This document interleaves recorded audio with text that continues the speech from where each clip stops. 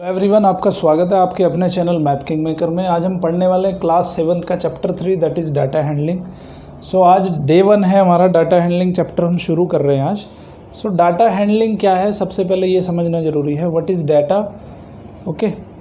और इस चैप्टर के पढ़ने की हमारी रिक्वायरमेंट क्या है, क्यों हम इस चैप्टर को पढ़ने वाले हैं। सो उसमें हम कुछ चीज़ें पढ़ने वाले हैं, कुछ डिस्कस करने वाले हैं। उसमें डिस्कस करेंगे हम इंट्रोडक्शन के डाटा हैंडलिंग क्यों ज़रूरी है, डाटा कैसे कलेक्ट किया जाता है, डाटा को ऑर्गेनाइज कैसे करना है, और अर्थमेटिक मीन या एवरेज कैसे फाइंड करते हैं, रेंज कैसे फाइंड करते हैं, mode of large data, median और बार ग्राफ के बारे में पढ़ेंगे, ठीक है।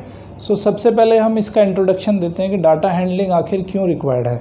देखो, अगर किसी क्लास की हम बात करें तो क्लास में अगर देखो, क्लास में एक मार्क्स की लिस्ट है, मान लेते हैं हमारे पास क्लास में, मान लेते हैं 10 स्टूडेंट हैं, और उसमें ऐसे हमने एक लिस्ट बना दी कि भाई 1 रोल नंबर के 5 मार्क्स, 2 रोल नंबर के 3 मार्क्स, 4 रोल नंबर के 6 मार्क्स, और 7 रोल नंबर के 9 मार्क्स, और 8 रोल नंबर के 5 के 9 हैं, 6 रोल नंबर के 8 मार्क्स हैं, 7 रोल नंबर के 10 मार्क्स हैं, 8 रोल नंबर के 9 मार्क्स हैं, और 9 रोल नंबर के 10 मार्क्स हैं, और 10 रोल नंबर के 8 मार्क्स हैं, ठीक है। सो हम क्या कर रहे हैं यहाँ पे, रोल नंबर, हमारे पास 2 डाटा है। पहला डाटा है रोल नंबर का, दूसरा डाटा हमारे पास क्या है, मार्क्स का डाटा है, ठीक है। अब देखो, ये यहाँ पे ये हमने इस तरह लिखा है कि कुछ आपको समझने में बहुत दिक्कत हो रही है ना, समझने में दिक्कत हो रही है और बड़ी समस्या हो रही है। सो इसको हम क्या कर सकते हैं, इसको हम कुछ ऑर्गेनाइज तरीके से लिख सकते हैं, ठीक है, ऑर्गेनाइज तरीके से लिख सकते हैं। सो जिससे कि हम बिल्कुल एग्जैक्टली उसको बता सकें कि भाई 1 रोल नंबर के मार्क्स इतने हैं। नहीं तो यहाँ पे क्या है, हमें ढूंढना पड़ेगा, है ना। अगर हमने लिख दिया पूरा ऐसे ही तो हमें ढूंढना पड़ेगा। ये तो मैंने अरेंज करके लिखा है कि 1 roll number, 2 roll number, 4 roll number, 5, 6, 7। अगर यहाँ पे आपको ढूंढने पड़ जाए, मान लो ये मिस अरेंज करके लिखा है, मतलब पहले 1 लिख दिया फिर 5 लिख दिया, ठीक है। सो इस तरह से भी हो सकता है। तो हम यहाँ पे क्या सीखेंगे, कलेक्शन के डाटा को कलेक्ट कैसे करना है, डाटा को ऑर्गेनाइज कैसे करना है, ठीक है। सो यही मेन पर्पज़ है, इसी को बोलते हैं डाटा हैंडलिंग। ये जो डाटा है आपके पास, इसको अच्छे से अरेंज करना, सो दैट इज़ डाटा हैंडलिंग। तो पहले तो उसको हमें अरेंज करना है और उसका फिर एनालिसिस भी करना है, ठीक है। अब आपसे पूछा जाएगा भाई सबसे ज़्यादा मार्क्स किसके हैं, तो आपको ढूंढना पड़ेगा भाई इसके 1 रोल नंबर के देखो, 3 के देखो, 4 के देखो, 5 के देखो, ओके, 7 के देखो, फिर 8 के देखो, फिर 9, सभी के ढूंढने पड़ेंगे आपको। लेकिन मैं आपको एक ऐसा तरीका बताता हूँ जिससे कि आप बहुत ईजीली इन मार्क्स को बता सकते हो, ठीक है। सो अब हम इस डाटा को अरेंज करके लिखते हैं और उसको देखते हैं कि कितना हमें सुविधा होती है उस डाटा को अरेंज करने के बाद में, ठीक है। तो यहाँ पे मैं क्या करता हूँ, यहाँ पे लिख देता हूँ रोल नंबर। रोल नंबर मैंने यहाँ पे लिख दिया और यहाँ पे लिख दिया मैंने मार्क्स, ठीक है। सो भाई 1 से लेके 2, 3, 4, 5, 6, 7, 8, 9 और 10। तो यहाँ पे आपके क्लास में कितने हैं, 10 रोल नंबर हैं। अब 10 रोल नंबर के हिसाब से मैं क्या लिख देता हूँ, मार्क्स लिख देता हूँ। भाई 1 के मार्क्स हैं, मान लेते हैं 8, 2 के मार्क्स हैं 6, 3 के 5 है ना, 4 के अगर 9 है, 5 के 8 है, 6 के 9 है, 7 के 10 मार्क्स हैं, 8 के 5 मार्क्स हैं, 9 रोल नंबर के 8 मार्क्स हैं, 10 रोल नंबर के 10 मार्क्स हैं, ठीक है। सो ये डाटा को क्या किया हमने, एक ऑर्गेनाइज वे में लिख लिया इसको। लेकिन इसको हम अभी और भी ऑर्गेनाइज कर सकते हैं, ठीक है। अगर आपसे पूछा किसी ने कि भाई सबसे ज़्यादा मार्क्स किसके हैं, तो अभी फिर ढूंढना पड़ेगा, ओहो 1 रोल नंबर के 8 हैं, 2 के इतने, 3 के इतने, ठीक है। सो हम इसको क्या एक और थोड़ा सा ऑर्गेनाइज वे में लिख सकते हैं। कैसे लिख सकते हैं कि अब की बार हम क्या करते हैं, अब की बार हम इसको ना हाईएस्ट ऑर्डर के, हाईएस्ट मार्क्स के टर्म्स में इसको हम अरेंज कर लेते हैं, ठीक है। तो हाईएस्ट मार्क्स के टर्म में क्या है कि भाई सबसे ज़्यादा मार्क्स किसके हैं। देखो यहाँ से फिर हम इस टेबल को थोड़ा सा और अरेंज करते हैं कि रोल नंबर यहाँ पे है और यहाँ पे लिखेंगे हम मार्क्स, ठीक है। तो रोल नंबर 1, 2, 3, 4, 5, 6, 7, 8, 9, 10, ठीक है। ये रोल नंबर लिख लिया हमने, ओके। तो अब की बार हम क्या करेंगे, देखो यहाँ रोल नंबर नहीं लिखना है आपको, रोल नंबर बाद में लिखोगे। पहले आपको क्या है, मार्क्स को अरेंज करना है। मार्क्स को कैसे अरेंज करना है कि असेंडिंग ऑर्डर लिख लो या डिसेंडिंग ऑर्डर लिख लो, तो आपको क्या होगा, आपकी सुविधा हो जाएगी कि भाई किसके सबसे ज़्यादा मार्क्स हैं और किसके सबसे कम मार्क्स हैं। जैसे सबसे ज़्यादा मार्क्स किसके हैं, 10 मार्क्स हैं। 10 मार्क्स हैं कितने, 2 बार 10 मार्क्स आए हैं, ठीक है। इसी टेबल को अरेंज कर लेते हैं। 9 मार्क्स कितने हैं, 1 2, सो 9 मार्क्स 2 बार आए हैं, ठीक है। उसके बाद 8 मार्क्स कितने हैं, 1 और 2 और 3 बच्चों के जो है 8 मार्क्स हैं, ओके। उसके बाद और कितने हैं, उसके बाद है 6 कितने हैं, 6 है 1 बार। 5 कितने हैं, 1 2 बार 5 मार्क्स आए हैं, ठीक है। सो अभी यहाँ पे अरेंज कर लो आप भाई। 10 मार्क्स किस किस के हैं, 10 मार्क्स हैं एक तो 7 वाले के जिसका रोल नंबर 7 है, और 10 वाले के, ठीक है। 9 मार्क्स किस किस के हैं, एक तो रोल नंबर 4 के हैं और एक 6 के हैं। 8 मार्क्स किसके हैं, एक तो रोल नंबर 1 के हैं और 5 के भी हैं और 9 के भी हैं। 6 मार्क्स किसके हैं, 6 मार्क्स हैं रोल नंबर 2 के, 5 मार्क्स हैं रोल नंबर 3 के और रोल नंबर 8 के, ठीक है। तो अभी यहाँ देखो, अगर आपसे कोई पूछता है कि भाई हाईएस्ट मार्क्स किसके हैं, तो आप बता सकते हो, बिल्कुल टेबल को देखते ही बता सकते हो कि भाई हाईएस्ट मार्क्स किसके हैं, 7 रोल नंबर के हैं और 10 रोल नंबर के हैं। और लोएस्ट मार्क्स किसके हैं कि भाई 3 रोल नंबर के लोएस्ट मार्क्स हैं और 8 नंबर के लोएस्ट मार्क्स हैं, 5, ठीक है। सो ये आप देख के बता सकते हो। तो इसी प्रोसेस को हम कहते हैं डेटा हैंडलिंग, कि डेटा को हम किस तरह से अरेंज कर रहे हैं, किस तरह से ऑर्गेनाइज कर रहे हैं, ठीक है। तो इस चैप्टर में आप यही चीज़ें पढ़ोगे कि डेटा को कलेक्ट कैसे करना है, डेटा को ऑर्गेनाइज कैसे करना है। सो इसी को कह रहे हैं हम डाटा हैंडलिंग, ठीक है। चलो कुछ ये एग्जांपल्स के थ्रू मैंने आपको बताया कि भाई डाटा हैंडलिंग क्या होती है, ठीक है। अभी हम थोड़े और कुछ एग्जांपल्स के थ्रू इसको डिस्कस करेंगे। आपकी एनसीईआरटी की बुक में एक दिया है कि भाई कुछ सिटी का डाटा उन्होंने अरेंज किया है, ठीक है। तो यहाँ पे हम लिखते हैं कुछ सिटी, तो यहाँ पे सिटी लिख लिया कुछ हमने, अहमदाबाद, ठीक है, गुड़गांव और दिल्ली, हाँ, कोलकाता और मुंबई। तो यहाँ पे कुछ डाटा लिख लिया हमने। अब हमने क्या लिखा कि मैक्सिमम टेम्परेचर लिख लिया कि भाई मैक्सिमम टेम्परेचर कितना होता है इसका और मिनिमम टेम्परेचर। आपने देखा होगा ना, न्यूज़ चैनल्स पे चलता है कि maximum temperature, minimum temperature city का। सो अहमदाबाद का मैक्सिमम टेम्परेचर मान लेते हैं 45 डिग्री, मिनिमम टेम्परेचर 30 डिग्री मान लेते हैं, ठीक है। गुड़गांव का 46 डिग्री और 35 डिग्री, और यहाँ पे दिल्ली का मान लेते हैं 42 डिग्री और 33 डिग्री। कोलकाता का मान लेते हैं 45 डिग्री 32 डिग्री। मुंबई का मान लेते हैं 35 डिग्री और 25 डिग्री, ठीक है। सो ये कुछ टेम्परेचर्स हमने अरेंज किए हैं। सो इसको हमने क्या किया है, टेबल की फॉर्म में हमने इसको अरेंज कर दिया, नहीं तो आपको वैसे लिखना पड़ता, ओके। सो यहाँ से क्या है, इजीली आप देख के बता सकते हो कि भाई किस सिटी का सबसे ज़्यादा टेम्परेचर है, किस सिटी का सबसे कम टेम्परेचर है।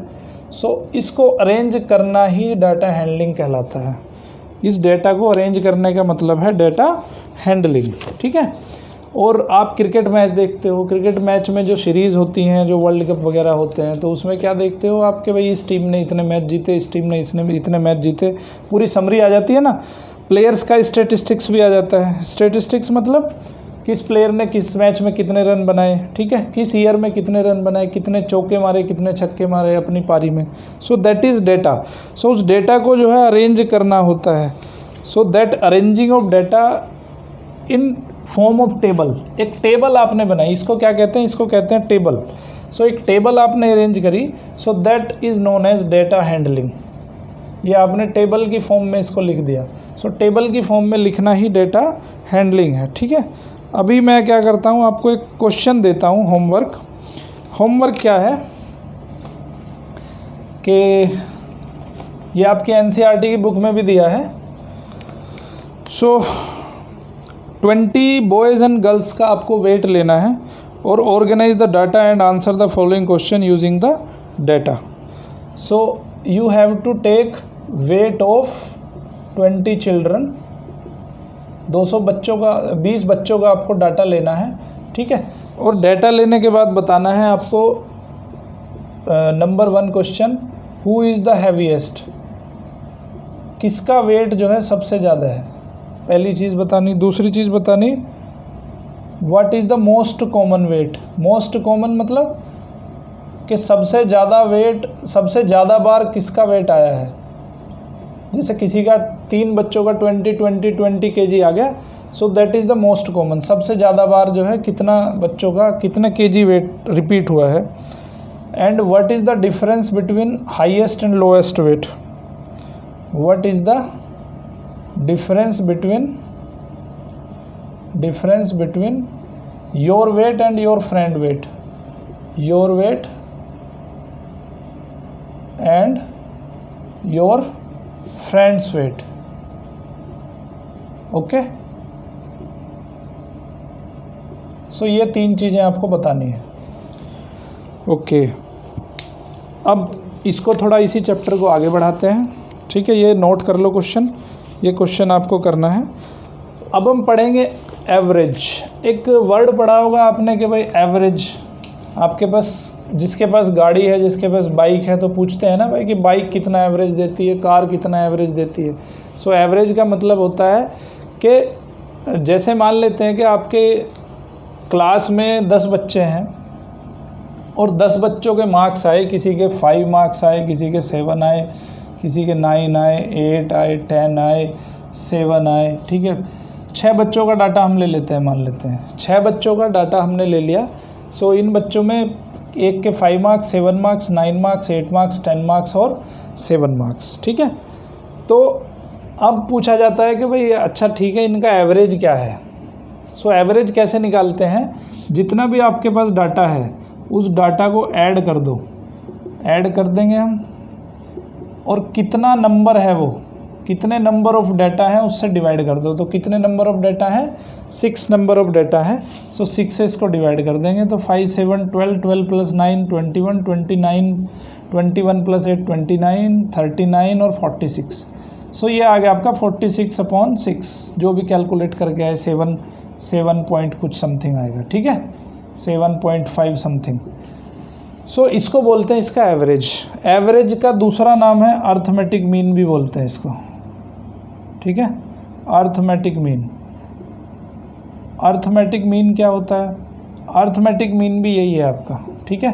बट ये क्या है कि आप 2 चीज़ों के लिए भी निकाल सकते हो। जैसे आपका और आपके फ्रेंड का वेट कितना है, एक का 20 kg है और एक का 22 kg है। सो अगर पूछा जाए कि भाई आपका अर्थमेटिक मीन क्या है, 20 kg और 22 kg, अर्थमेटिक मीन कैसे निकालेंगे, दोनों को ऐड करके 2 से डिवाइड कर देंगे। जितना नंबर ऑफ़ डाटा आपने लिया है उसको उसी से नंबर से डिवाइड कर देंगे। सो ये कितना हो जाएगा 42/2, दैट मीन्स कितना हो जाएगा 21। सो अर्थमेटिक मीन कितना आ गया आपका 21 आ गया, ठीक है। सो इस तरह से अर्थमेटिक मीन निकालेंगे। अभी मैं एक एग्जाम्पल डिस्कस कर लेते हैं। यहाँ पे एक प्लेयर है जिसने कुछ रन स्कोर किए हैं, ठीक है। वो डाटा आपको दिया गया है कि एक प्लेयर ने रन स्कोर किए हैं 36, पहली पारी में 36 बनाए, फिर 35 बनाए, फिर 50 बनाए, उसके बाद 46 बनाए, उसके बाद 60 बनाए, उसके बाद बनाए उसने 55, ठीक है। सो अब इसका पूछ रहा है ये कि भाई एक इनिंग में उसने कितने रन बनाए, ठीक है, मतलब उसका पर इनिंग कितना एवरेज आ रहा है। सो पर इनिंग कितना एवरेज आ रहा है, वो टोटल एवरेज कैसे निकालते हैं, एवरेज या मीन कैसे निकालेंगे, तो सबको ऐड कर दो, 36, 35, 50, 46, 60 + 55, कितने से डिवाइड करेंगे इसको हम, 1 2 3 4 5 6 इनिंग्स उसने खेली है। सो 6 से हमने इसको डिवाइड कर दिया, ठीक है। ऐड करने के बाद ये आया 282/6, तो ये आ गया 47। सो उसका एवरेज कितना है पर इनिंग का, 47, ठीक है।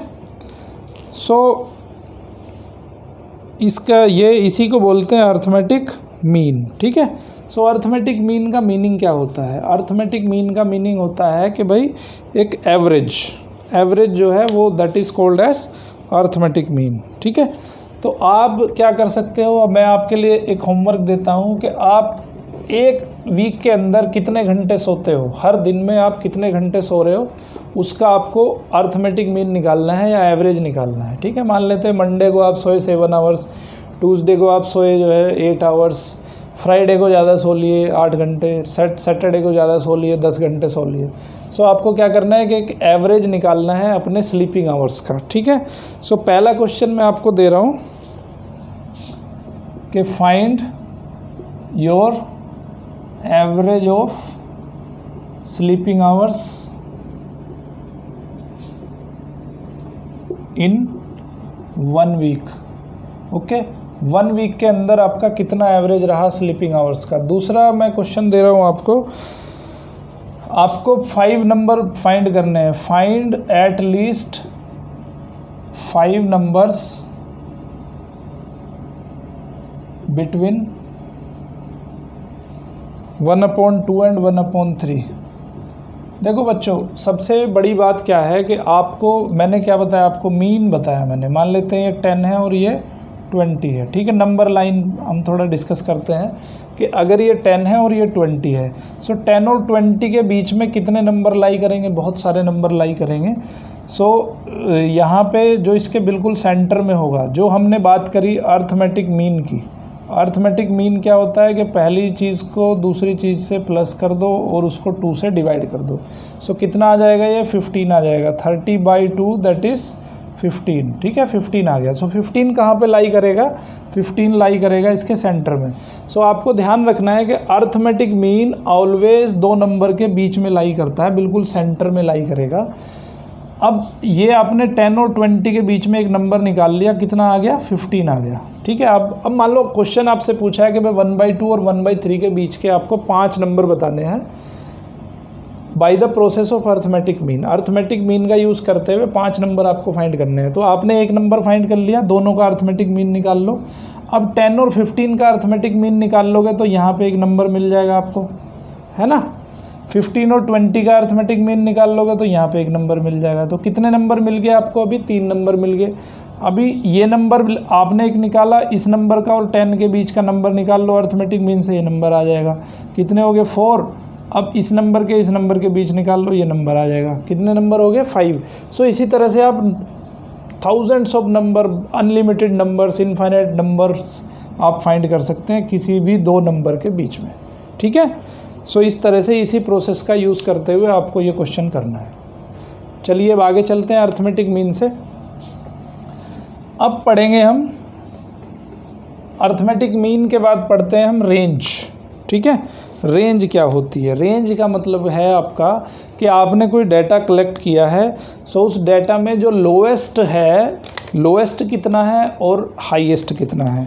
जैसे आपने अभी सबसे पहले हमने एक डाटा अरेंज किया था जिसमें मार्क्स हमने अरेंज करे थे। ठीक है, सो मार्क्स जो है मिनिमम कितने थे और मैक्सिमम कितने थे। मिनिमम थे मार्क्स 5 और मैक्सिमम मार्क्स थे 10। तो रेंज कितनी हो गई, 5 से लेके और 10 तक रेंज हो गई। समझ गए बात। रेंज का मतलब है कि जो मिनिमम से लेके मैक्सिमम तक आ रहा हो उसको बोलते हैं रेंज। चलो अब एक एग्जांपल देख लेते हैं इसके ऊपर। एक क्वेश्चन दिया आपकी बुक में, the age is in years of 10 teacher of school are. कुछ टीचर्स की 10 टीचर्स का डाटा हमारे पास दिया है। 10 टीचर्स एज दी है 10 टीचर्स की। एक है 32, एक है 41, 28, 54, 35 और 26, 23, 33, 38 और 40। ठीक है, पहला क्वेश्चन पूछा इसने, what is the age of the oldest teacher and that of the youngest teacher. So age of oldest teacher कितना है, सबसे ज़्यादा एज किसकी है वो बताना है आपको। तो age of oldest teacher 32, 41, 41, 54, 54। So age of oldest teacher कितनी है, 54 है। एज ऑफ यंगेस्ट टीचर कितनी है, सबसे यंग टीचर की एज कितनी है, 28 से भी कम है 23। सो यहाँ पे आ जाएगा 23। सो यंगेस्ट टीचर की एज कितनी हो गई, 23 हो गई। अब पूछ रहा है what is the range of the ages in the teacher. So अब रेंज बतानी है आपको दूसरे में। तो रेंज का मतलब क्या है कि जो सबसे हाईएस्ट है उसमें से लोवेस्ट को माइनस कर दो तो आपकी आ जाएगी रेंज। सो ये आ जाएगी 31 ईयर्स आ जाएगी यहाँ पे रेंज, 31 ईयर्स आ गई आपकी रेंज। ठीक है। अब थर्ड क्वेश्चन क्या पूछ रहे हैं, what is the mean age of these teachers. So mean age क्या है, मीन एज मतलब अर्थमेटिक मीन। ठीक है। अर्थमेटिक मीन कैसे फाइंड करेंगे, सबको ऐड कर देंगे, 32 plus 41 plus 28 plus 54 plus 35 plus 26 23 33 plus 38 और प्लस 40। और कितने टीचर हैं टोटल, यहाँ पे टीचर्स हैं आपके टोटल 10 टीचर हैं, तो 10 से उसको डिवाइड कर देंगे हम। सो ये आ जाएगा आपका 350, सबको ऐड करोगे 350 आ जाएगा, डिवाइडेड बाई 10, तो यहाँ पे आ जाएगा 35। सो ए मीन एज क्या आई, 35 आई। ठीक है। अब आपको करना है एक्सरसाइज नंबर 3.1। 3.1 बिल्कुल सिंपल एक्सरसाइज है। अगर आपको ये सब चीज़ें समझ आई होंगी, अर्थमेटिक मीन, रेंज और कैसे डाटा को अरेंज करते हैं, तो ये एक्सरसाइज नंबर 3.1 आपके लिए बहुत सिंपल है, बहुत इजी है, बहुत आराम से कर सकते हो। ठीक है। तो अब हम एक्सरसाइज 3.1 करने के बाद थोड़ा आगे बढ़ते हैं। देखो बच्चों, इस वीडियो को यहाँ से आगे तभी देखना जब आप एक्सरसाइज नंबर 3.1 कंप्लीट कर चुके हो। ठीक है। क्योंकि अगर 3.1 एक्सरसाइज नहीं की है तो इस वीडियो को आगे देखने का कोई फ़ायदा नहीं है। पहले आप इस वीडियो को यहीं पे रोक दो और 3.1 एक्सरसाइज अपनी कंप्लीट करो। ठीक है।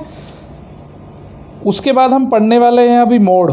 सो मोड क्या होता है, देखो किसी डेटा जब हम लिखते हैं तो डेटा में क्या होता है, कुछ रिपीटेशन होता है ना।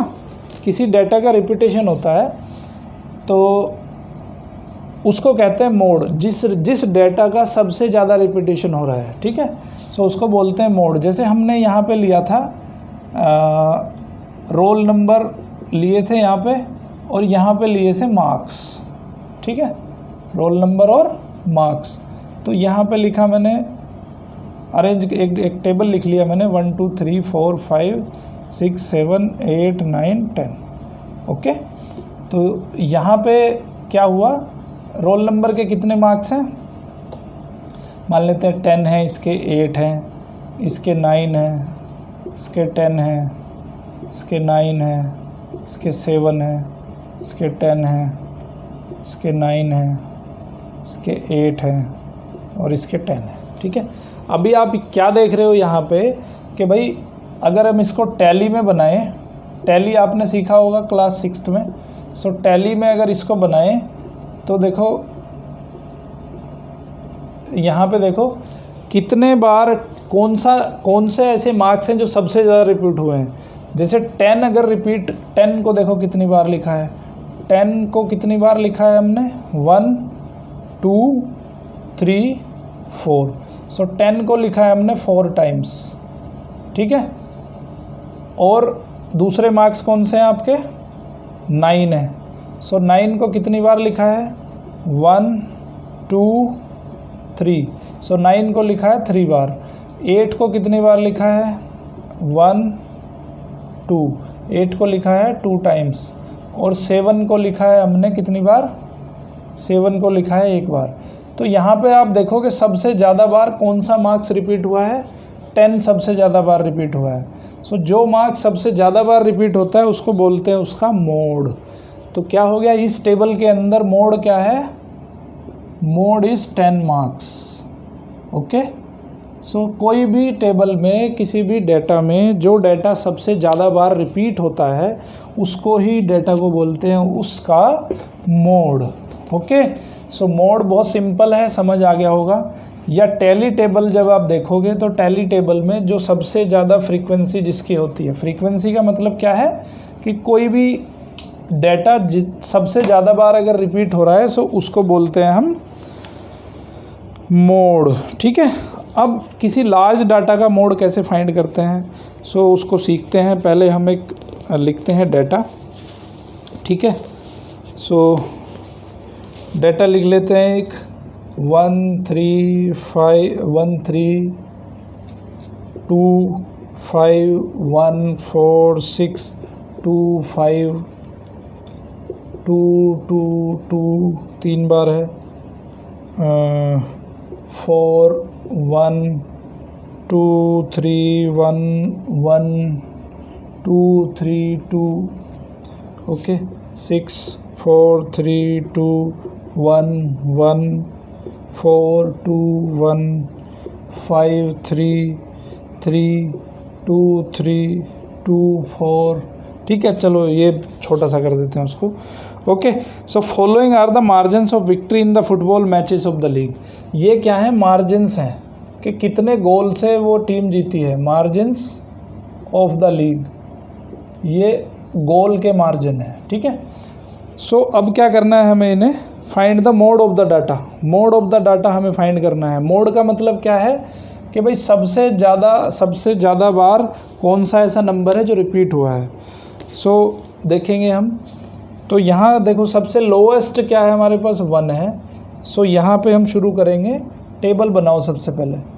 सो यहाँ पे लिखा हमने margins of victory.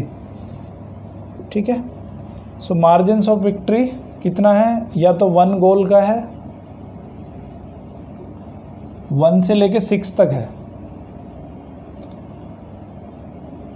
So 1 2 3 4 5 and 6। ठीक है, 6 गोल का मार्जिन है यहाँ पे।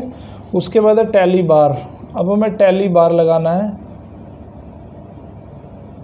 टैली बार आपने सीख लिया होगा 6th में। ठीक है, यहाँ पे लिखना है नंबर ऑफ मैचेस। ओके, सो अब 1 जो है कितनी बार मार्जिन हुआ है वो हमें देखना है। सो 1 कितनी बार है, 1 2 3 4 5 6 7 8 टाइम्स है यहाँ पे 1।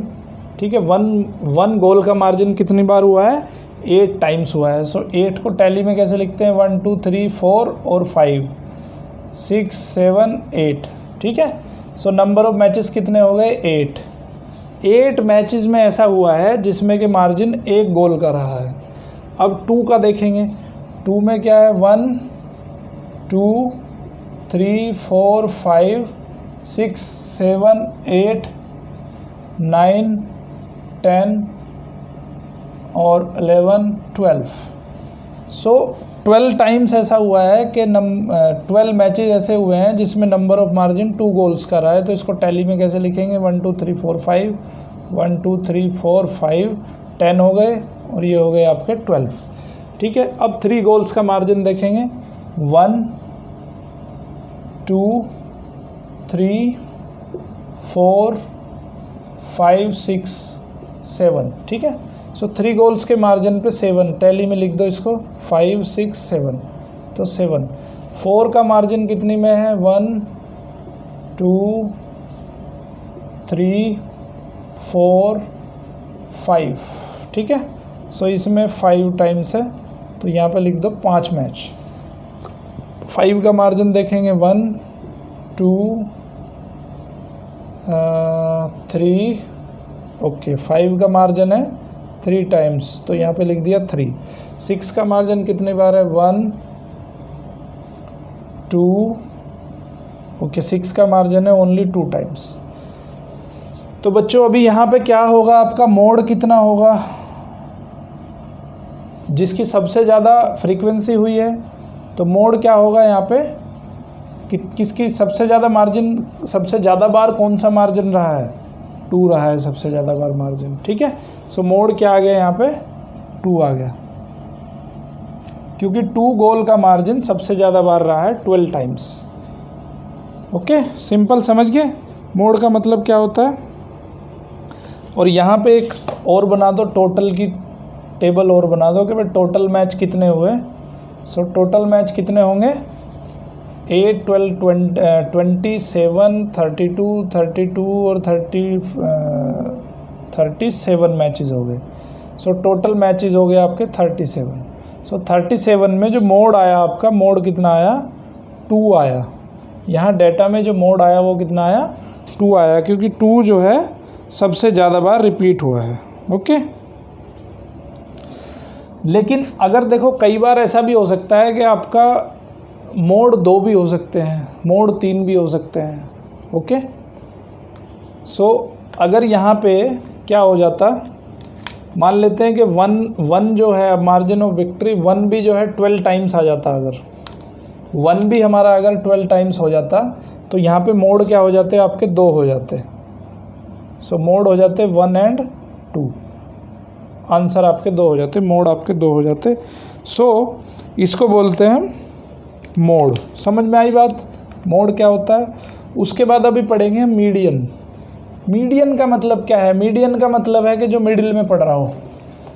ठीक है, तो सबसे पहला काम हमें, कोई भी डेटा अगर आपको दे रखा है उसका मीडियन हमें फाइंड करना है, तो सबसे पहले आपको डेटा को अरेंज करना है।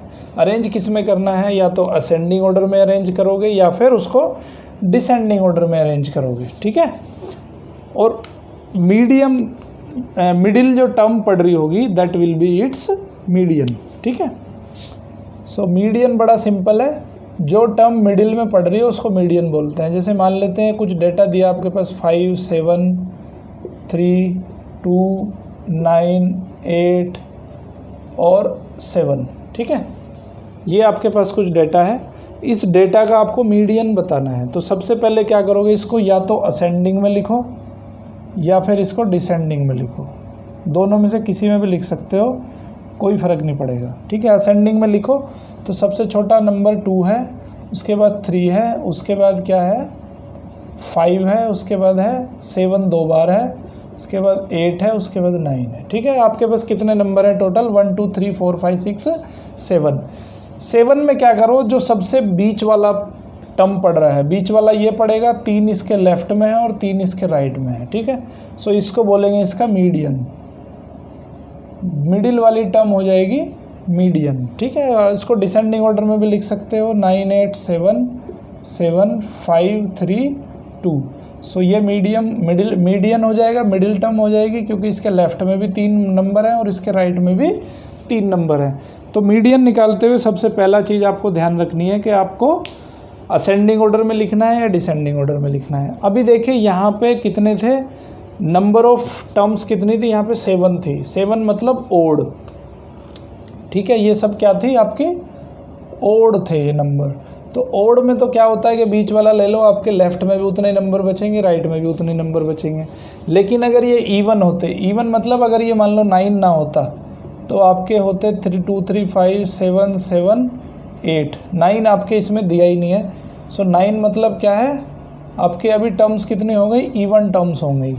तो इवन टर्म्स में 2 आपके मीडियन होंगी, क्योंकि आपको 2 लेफ्ट में रखने हैं और 2 राइट में रखने हैं। समझ गए बात। सो मीडियन कैसे फाइंड करते हैं, देखो इसमें नंबर ऑफ टर्म्स कितनी थी, 7 थी। तो 7 नंबर ऑफ टर्म्स थी, तो 7 + 1 कर दो अपॉन 2 कर दो, तो कितना आया 4। सो यहाँ पे 4th टर्म हो जाएगी आपकी मीडियन। तो अगर नंबर ऑफ टर्म्स ओड है तो n + 1/2 कर दो, n + 1 2th टर्म होगी आपकी मीडियन। तो 7 + 1/2 that is 4th term. So 4th term यहाँ पे मीडियन हो जाएगी, 1 2 3 4th टर्म ये है। So that will be it's median. ठीक है, सिमिलर फैशन में यहाँ पे होगा। तो नंबर अगर ओड है तो आपकी सिंगल मीडियन होगी, नंबर अगर इवन है तो आपकी 2 मीडियन हो जाएंगी। 2 कौन कौन सी हो जाएंगी, एक हो जाएगी n + 1/2, सॉरी एक हो जाएगी n/2, एक हो जाएगी n/2 और एक हो जाएगी n/2 + 1। एक हो जाएगी n/2th टर्म, एक हो जाएगी n/2 + 1th टर्म। तो यहाँ पे n कितना है, यहाँ पे नंबर ऑफ टर्म्स कितनी है, 6 हैं। तो एक हो जाएगी 6/2 और एक हो जाएगी 6/2 + 1। तो 6/2 हो गया आपका 3, यानी कि एक तो 3rd टर्म आ जाएगी और एक 4th टर्म आ जाएगी। सो 2 टर्म यहाँ पे मीडियन होंगी, 5 एंड 7। ये आपकी 3rd टर्म है, ये आपकी 4th टर्म है। ओके, सो ये ध्यान रखना है कि अगर number of terms, number of data अगर इवन है तो वहाँ पे 2 मीडियन होंगी। ओके, आपकी बुक में बहुत सारे क्वेश्चन दिए हैं जो अनसोल्ड हैं, वो क्वेश्चंस आपको करने हैं। देखो एनसीईआरटी अगर बुक फॉलो कर रहे हो आप, उसमें ट्राई दीज बहुत सारे दिए हैं। सो वो ट्राई दीज आपको करने हैं क्वेश्चन सारे के सारे, ठीक है। सो यहाँ पे आपका मीडियन भी कवर हो जाता है। ओके, अब उसके बाद पढ़ेंगे हम बार ग्राफ्स। देखो डेटा हमने अरेंज कर लिया, एक टेबल बना ली।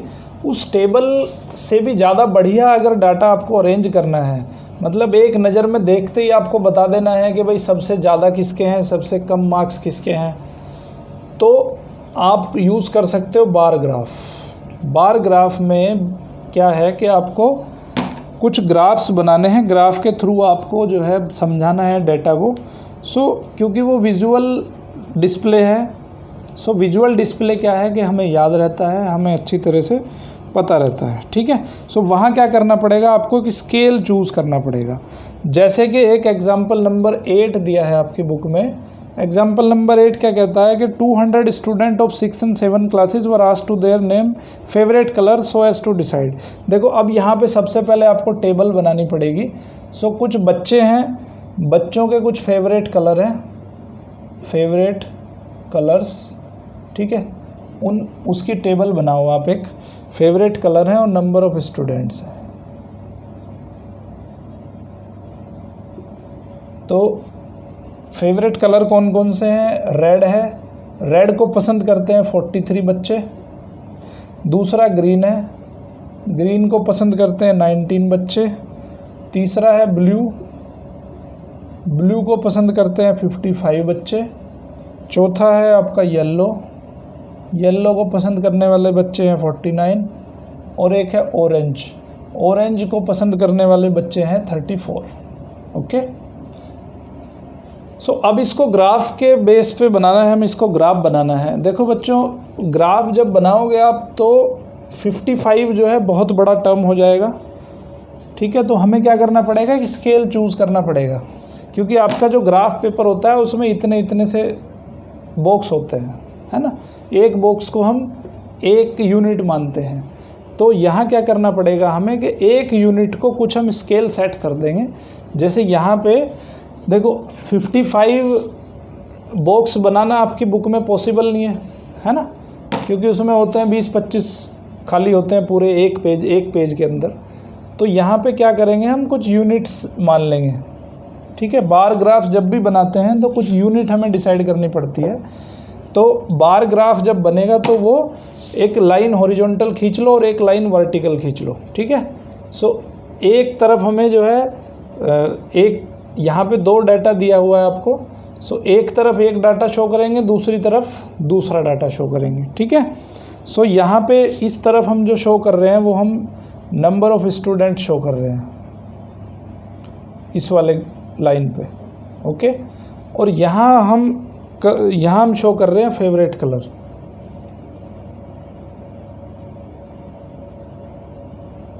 फेवरेट कलर हम यहाँ पे शो कर रहे हैं इस लाइन की तरफ, ठीक है। यहाँ पे हम लिख देते हैं फेवरेट कलर कि भाई रेड जो है फेवरेट कलर है किसी बच्चों का। तो कितने बच्चे हैं, देखो अब हम ये स्केल डिसाइड करेंगे। 1 सेंटीमीटर या 1 यूनिट, जो यहाँ पे आप जो बॉक्स ले रहे हो, ठीक है, वो बॉक्स इतना सा है। तो इसकी अगर 1 यूनिट मानेंगे, 1 यूनिट को हम मान लेते हैं 10, ठीक है, 10 स्टूडेंट्स। क्योंकि यहाँ पे मैक्सिमम क्या है 55 है। 55 बॉक्स आपके एक पेज में होना इम्पॉसिबल है। तो अगर 1 यूनिट जो है 10 स्टूडेंट्स को दिखाएगा, 55 स्टूडेंट्स को कितने यूनिट दिखाएंगे, 5.5 यूनिट दिखाएंगे। भाई यहाँ तक एक बॉक्स तक 10 स्टूडेंट हो जाएंगे, अगले बॉक्स में 20 स्टूडेंट हो जाएंगे, उससे अगले बॉक्स में 30 स्टूडेंट हो जाएंगे, उससे अगले बॉक्स में 40 स्टूडेंट्स हो जाएंगे, उससे अगले बॉक्स में 50 स्टूडेंट्स हो जाएंगे। तो यहाँ पे क्या है, हमें दिखाना बहुत इजी हो रहा है, ठीक है।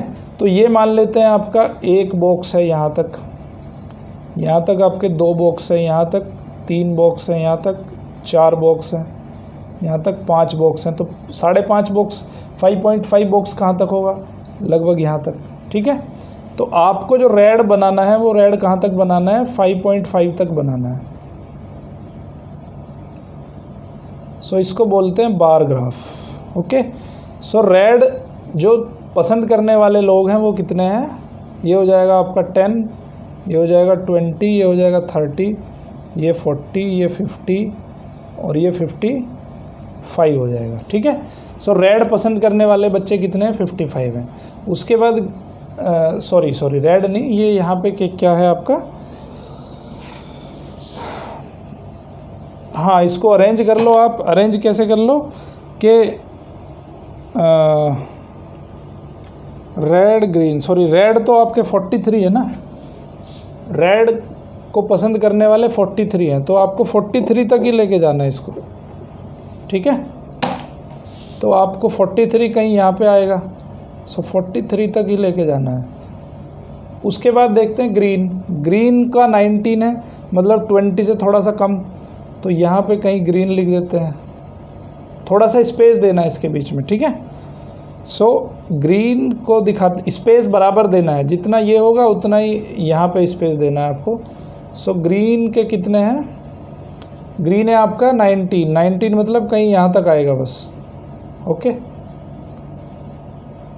सो ग्रीन पसंद करने वाले बच्चे इतने हैं। देखो ये आपको क्या करना है कि जितनी इसकी विड्थ रखोगे उतनी ही विड्थ इसकी रखनी है। ऐसा नहीं है कि ये आपने पतला सा बना दिया और ये बहुत चौड़ा बना दिया, तो ये नाप के बनाना है आपको। ओके, उसके बाद क्या है, उसके बाद ब्लू है। ब्लू कहाँ तक जाएगा, 55 तक जाएगा, तो यहाँ कहीं ब्लू होगा। सो ब्लू बना दो आप 55 तक।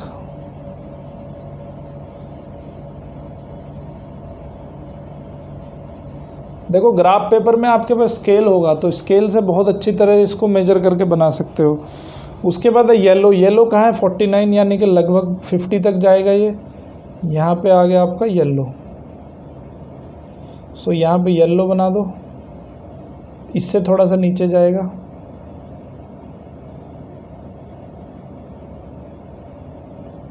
तो ये हो गया आपका येलो।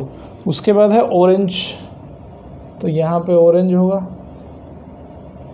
सो ऑरेंज कितना है, 34 मतलब कहीं यहाँ पे होगा बस इतना। सो ये ग्राफ किसका हो जाएगा, ये ऑरेंज का हो जाएगा। तो देखो यहाँ आप क्या बता रहे हो, यहाँ देख के ही बता दोगे आपके सबसे ज़्यादा फेवरेट कलर कौन सा है। सबसे ज़्यादा फेवरेट कलर कौन सा है, जो सबसे बड़ा ग्राफ है, सबसे ऊंचा ग्राफ है, दैट इज़ ब्लू। सो यहाँ पे बार ग्राफ का फ़ायदा ये है कि आप इसको विजुअल रिप्रेजेंटेशन आपके पास मिलता है। सो विजुअली आप इसको चेक करके बता सकते हो कि डेटा आपको देना यहाँ पे ज़्यादा इजी रहेगा बार ग्राफ्स में। ठीक है, सो बार ग्राफ्स में क्या है, आपको यूनिट एक कंसिडर करनी पड़ेगी, कोई भी यूनिट कंसिडर करने के बाद में फिर आप अपना एक बॉक्स के हिसाब से उसको यूनिट को कंसिडर करो, क्योंकि यहाँ पे देखो 55 बॉक्स बनाना बहुत मुश्किल है। सो कोई भी अपने हिसाब से आप एक यूनिट सेलेक्ट कर सकते हो।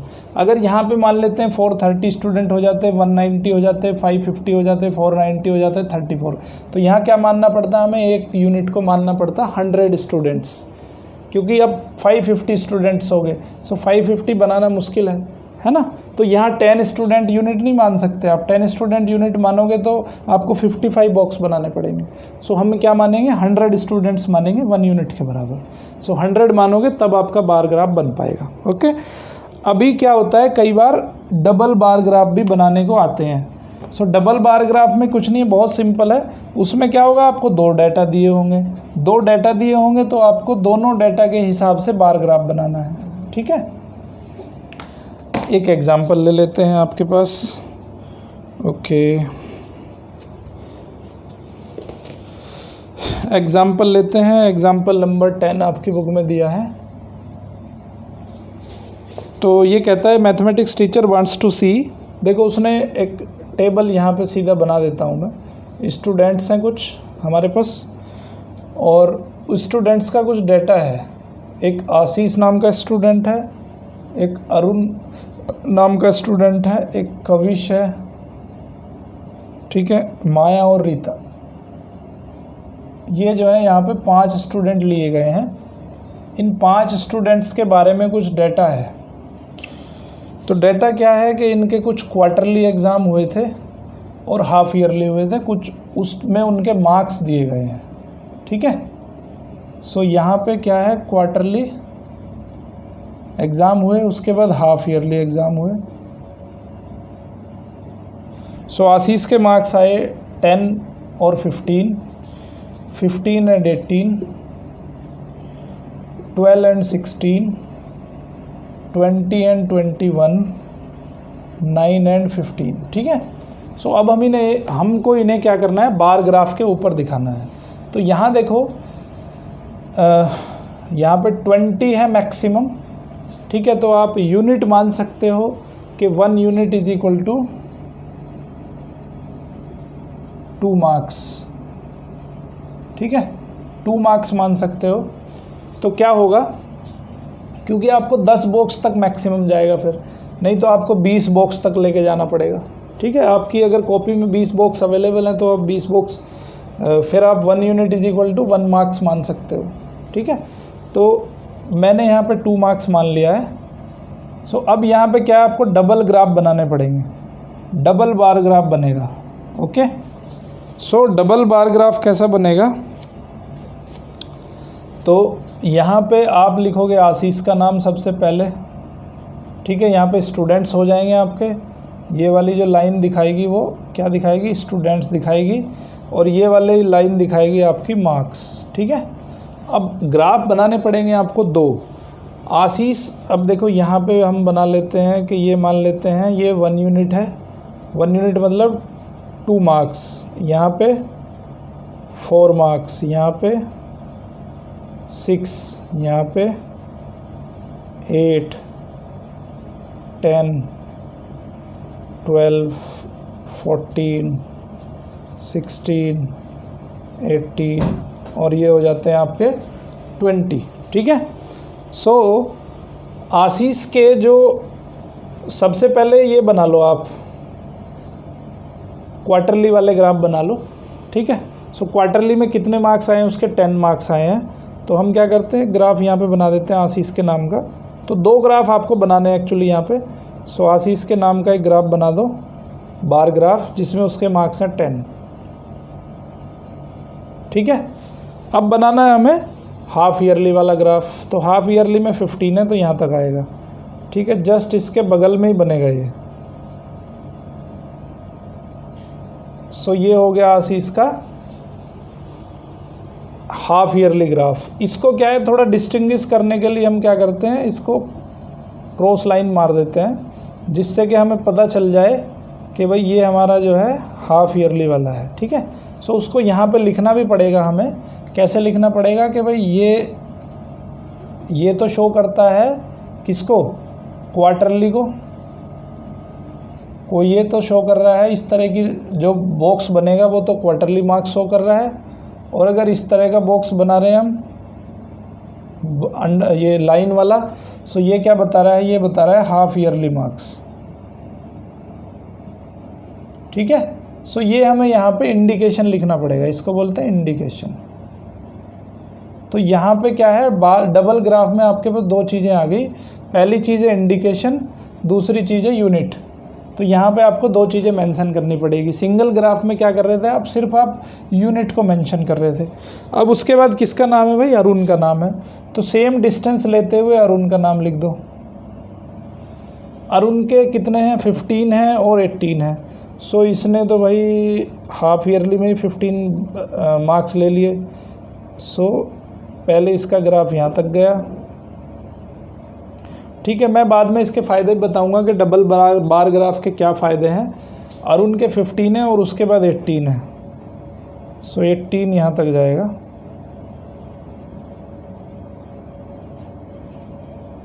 इसको फिर हम क्या करेंगे, इसको लाइनिंग बना देंगे इसमें। ठीक है, इसको किसी दूसरे कलर में भी बना सकते हो आप, है ना, दूसरे डिस्टिंग्विश हो जाएगा ना, दूसरे कलर में बना सकते हो तो डिस्टिंग्विश हो जाएगा आसानी से। तीसरा स्टूडेंट बनाते हैं अब कविश। कविश के मार्क्स कितने, 12 है, बहुत कम है भाई इसके तो। सो 12 यहाँ तक आया। कविश तो पढ़ता ही नहीं बिल्कुल भी। ओके, लेकिन हाँ ये हाफ ईयरली में पढ़ने लगा है। सो इसके 16 मार्क्स आ गए हाफ ईयरली में। सो हाफ ईयरली में 16 मार्क्स इसने अचीव किए। तो ये हो गया इसका हाफ ईयरली। इसको फिर हम क्या करेंगे, फिर हम इसको लाइनिंग कर देंगे। सो लाइनिंग से हमें पता चल गया कि ये लाइनिंग कैसी है, इसका लाइनिंग का इंडिकेशन है हाफ ईयरली। उसके बाद चौथा स्टूडेंट माया। सो माया कैसा पढ़ती है भाई? ओके, माया के तो 20 मार्क्स हैं, वेरी गुड। सो माया के सबसे ज़्यादा मार्क्स हैं 20। सो इसका जो ग्राफ है बिल्कुल ऊंचा ही चला गया एकदम। सो इसके 20 मार्क्स हैं, ओके। और फिर इसके 21 मार्क्स भी आए हैं, ठीक है। सो यहाँ पे क्या है, ग्राफ थोड़ा सा और ऊंचा गया इसका, यहाँ पे 21 हो गए, 21 यहाँ तक गया। सो ये 21 हो गए, ठीक है। सो इसको 21 को क्या करते हैं हम, थोड़ा सा लाइनिंग बना देते हैं डिस्टिंग्विश करने के लिए। सो माया तो भाई एक्सीलेंट है, बहुत अच्छा पढ़ती है। उसके बाद आती है रीता। रीता पढ़ती ही नहीं बिल्कुल भी। रीता के 9 मार्क्स हैं। सो 9 मार्क्स को दिखाएंगे यहाँ पे, यहाँ तक ग्राफ हो जाएगा 9 का। उसके बाद इसके मार्क्स हैं 15 कहाँ आता है, 15 आता है यहाँ तक, कहीं तक, ओके। हाफ ईयरली में इसने पढ़ना शुरू किया है तो इसके 15 मार्क्स आ गए। इसको ऐसे दिखा दो, ठीक है, ओके। अभी देखो एक चीज़ यहाँ पे देखो आप, कि पहली चीज़ तो वही है कि ग्राफ देखते ही आप बता सकते हो कि सबसे ज़्यादा मार्क्स किसके हैं। सबसे ज़्यादा मार्क्स किसके हैं, माया के हैं। सबसे ऊंची बिल्डिंग किसकी है, माया की है। सो जिसकी सबसे ऊंची बिल्डिंग है उसके सबसे ज़्यादा मार्क्स हैं, तो यहाँ पे सबसे ज़्यादा मार्क्स माया के हो गए, ठीक है। उसके बाद आप देखो कि क्वार्टरली में कौन सा बच्चे ने मार्क्स कमाए हैं और हाफ ईयरली में किस बच्चे के मार्क्स ज़्यादा हो गए हैं। सो आशीष के क्वार्टरली एग्ज़ाम में मार्क्स कम थे, हाफ ईयरली में बढ़ गए। अरुण के क्वार्टरली में कम थे, हाफ ईयरली में बढ़ गए, क्योंकि बाद वाली जो बिल्डिंग है ऊंची है। कविश के भी कम थे, उसके भी ज़्यादा हो गए। इसके भी कम थे, इसके ज़्यादा हो गए। इसके भी कम थे, इसके भी ज़्यादा हो गए, ठीक है। तो सभी बच्चों ने जो है ग्रोथ करी है ना। ग्रोथ का मतलब क्या है कि सभी के जो है क्वार्टरली में कम मार्क्स थे और हाफ ईयरली में मार्क्स ज़्यादा आए। मतलब बच्चे जो है क्वार्टरली की बजाय हाफ ईयरली में अच्छे से पढ़े, ठीक है। सो हाफ ईयरली में अच्छे से पढ़े तो डबल ग्राफ से क्या है, हमें कंपैरिजन करना इजी हो जाता है। डबल ग्राफ का जो मतलब है वो है हमारा कंपैरिजन। डबल ग्राफ से हम कंपैरिजन इजीली कर सकते हैं, ठीक है। उसकी क्वार्टरली और हाफ ईयरली का प्रोग्रेस जो है हम इजीली फाइंड कर सकते हैं, ठीक है। उसके बाद आती है एक्सरसाइज नंबर 3.3। 3.3 हमेशा की तरह आपको खुद करनी है। इसके एग्जाम्पल्स करो पहले, एग्जाम्पल्स करने के बाद में फिर 3.3 एक्सरसाइज करो। अगर आपको कुछ समझ नहीं आता तो कमेंट बॉक्स में जाके कमेंट भी कर सकते हो, अपने डाउट भी पूछ सकते हो, ठीक है। जब आप एक्सरसाइज नंबर 3.3 कर लो, उसके बाद में आपको नेक्स्ट जो मैं आप पढ़ाने जा रहा हूँ उसके बाद आपको वो पढ़ना है, ठीक है। ऐसा नहीं है कि पूरी वीडियो एकदम ही देख दोगे आप, उसको थोड़ा सा पॉज कर करके देखो। जहाँ तक आपने जहाँ तक पढ़ा है वहाँ तक आप सारे क्वेश्चंस भी सोल्व करने होने चाहिए, सारी एक्सरसाइज आपकी कंप्लीट होनी चाहिए, ठीक है। तो उसके बाद हम पढ़ेंगे अभी चांस और प्रोबेबिलिटी। आपने देखा होगा कि मैच वगैरह देखते हैं सब बच्चे, या बारिश होती है तो आजकल बारिश का माहौल चल रहा है तो ऐसा कहते हैं ना कि भाई आज बारिश होने के चांस कितने हैं। आज तो बारिश होने के चांस बहुत ज़्यादा हैं। बहुत ज़्यादा मतलब क्या है, देखो होने या ना होने के चांस, किसी इवेंट के होने या ना होने के चांस। जैसे मान लो आपने एक सिक्का उछाला तो उसमें दो होते हैं, एक तो हेड होता है और एक टेल होता है। तो या तो हेड आ सकता है या टेल आ सकता है, ठीक है। सो कितने चांस हैं हेड आने के, 50% चांस इसके आने के हैं और 50% चांस इसके आने के हैं, ठीक है। तो 50-50% चांस हैं दोनों के, है ना। अगर मैं कहता हूँ कि सन की प्रोबेबिलिटी या सन के चांस, सन की राइज होने की प्रोबेबिलिटी, सनराइज प्रोबेबिलिटी या सनराइज चांस इन ईस्ट, और एक मैं कहता हूँ सनराइज चांस इन वेस्ट। तो भाई सनराइज चांस होने ईस्ट में होने की चांस कितने हैं सनराइज के, 100% है, क्योंकि सन हमेशा ईस्ट से निकलता है। और सनराइज होने के वेस्ट में चांस कितने हैं, 0% है, क्योंकि सन कभी भी वेस्ट में से नहीं निकलता है, ठीक है। समझ आई बात। सो आप किसी भी इवेंट को देख के बता सकते हो कि भाई इसके चांस कितने परसेंट है ना। जैसे आपके पास एक डाइस है, डाइस मतलब जिससे आप लूडो खेलते हो। सो उसमें क्या होता है 1 2 3 4 5 6 होते हैं नंबर बने हुए, ठीक है। 1 आने का चांस कितना है, देखो जितना 1 आने का चांस है उतना ही 2 आने का चांस है, 3 आने का भी चांस उतना है, 4 आने का चांस भी उतना है, 5 आने का चांस भी उतना ही है और 6 आने का चांस भी उतना ही है। ये तो आपके हाथ में नहीं है कि क्या नंबर आ जाए, लेकिन हाँ मुझे पता है कुछ एक्सपर्ट बच्चे ऐसे भी होते हैं जो मामा शकुनी की तरह खेलते हैं कि भाई 5 ला के दिखा दो तो 5 ला देते हैं, 6 ला के दिखा दें तो 6 ला देते हैं, 4 भी इसी तरह ला देते हैं, ठीक है। मैं उन एक्सपर्ट्स बच्चों की बात नहीं कर रहा हूँ, लेकिन नॉर्मल अगर हम इसको डाइस को थ्रो करेंगे तो सभी के आने के चांस जो हैं वो क्या हैं, बराबर हैं, ठीक है। सो बराबर हैं तो इसको 6 पार्ट में डिवाइड करना पड़ेगा हमें। सो 1 आने के चांस कितने हैं 1/6, 2 आने के चांस कितने हैं, इसका भी 1/6 है, बराबर चांस है सबके, इसका भी 1/6 है, इसका भी 1/6 है, इसका 1/6 है, इसका 1/6 है, ठीक है। सो चांस कह लो या प्रोबेबिलिटी कह लो, तो इसको क्या कहते हैं हम, इसको कहते हैं हम प्रोबेबिलिटी, ठीक है। मैथमेटिक्स की जो टर्म है उसमें बोलते हैं हम इसको प्रोबेबिलिटी, ठीक है। सो प्रोबेबिलिटी की वैल्यू हमेशा मैक्सिमम जो वैल्यू हो सकती है प्रोबेबिलिटी की वो 1 हो सकती है, और चांस की जो वैल्यू मैं बता रहा हूँ, चांस की जो वैल्यू होती है वो 100% हो सकती है मैक्सिमम, ठीक है। और मिनिमम क्या हो सकती है 0% हो सकती है। जैसे यहाँ पे चांस की बात करी हमने कि भाई ईस्ट से जो सूरज अगर निकल सकता है तो उसके कितने चांस है, उसके बिल्कुल 100% चांस है, क्योंकि सन हमेशा ईस्ट से राइज होता है। वेस्ट से राइज होने के चांस क्या है 0% है, क्योंकि सन वेस्ट से राइज नहीं हो सकता है, ठीक है। तो अगर मैं इसको प्रोबेबिलिटी की बात करूं, प्रोबेबिलिटी में तो ईस्ट में सनराइज होने की प्रोबेबिलिटी है 1, ईस्ट में से ही होगा मैक्सिमम प्रोबेबिलिटी, और सनराइज वेस्ट में होने की प्रोबेबिलिटी है 0, ठीक है।